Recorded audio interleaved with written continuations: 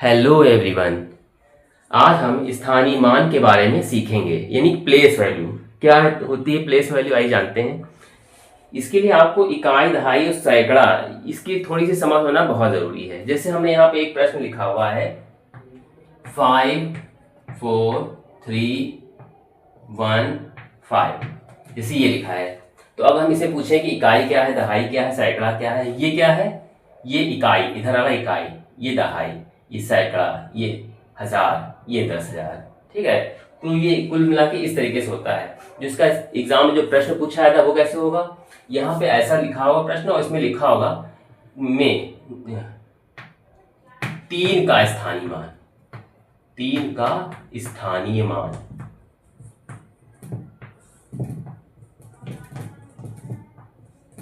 तो याद करें ये होगा, या तो यहाँ लिखा होगा ये मार्क लगा हुआ होगा।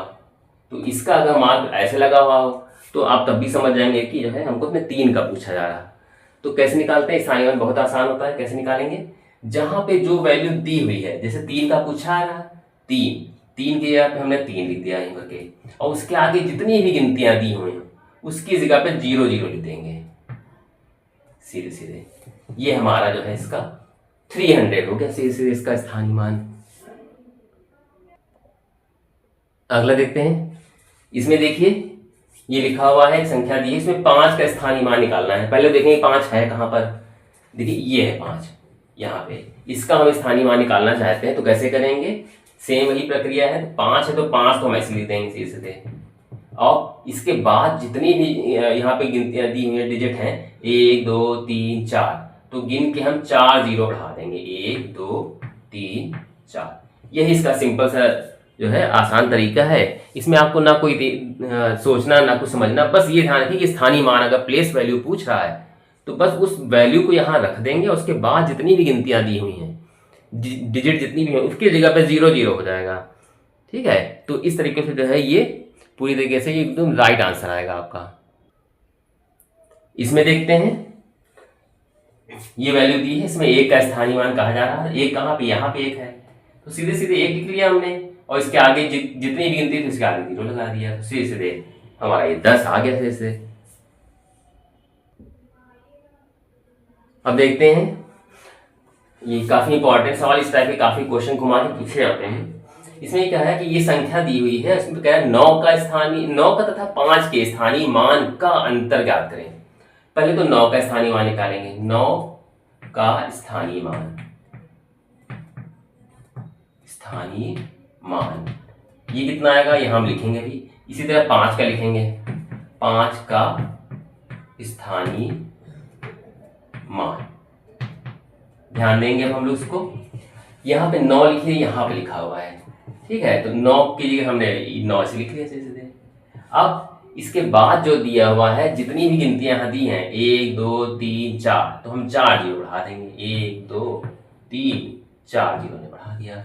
फिर इसके बाद 5 का स्थानीय मान, देखिए 5 यहाँ दिया है। अब हम इधर से फोकस नहीं करेंगे, इसको देखेंगे ध्यान से। 5 हमने लिख दिया सीधे। ठीक है। 5 के आगे कितने? 2 0, तो हमने यहाँ 5 लिख दिया, उसके आगे 2 0 ने बढ़ा दिया। अब कह रहा है कि उसका अंतर निकालिए। पहली चीज तो ये दोनों का हमने स्थानीय मान निकाल लिया। अब कह रहा है कि अंतर क्या आते हैं, तो अब हम अंतर निकालेंगे। अंतर का मतलब घटाना। ठीक है। आप जैसे भी आपको ठीक लगता है वैसे आप घटा लीजिए। चाहे तो हम यहाँ इसको ऐसे लिख के घटा सकते हैं।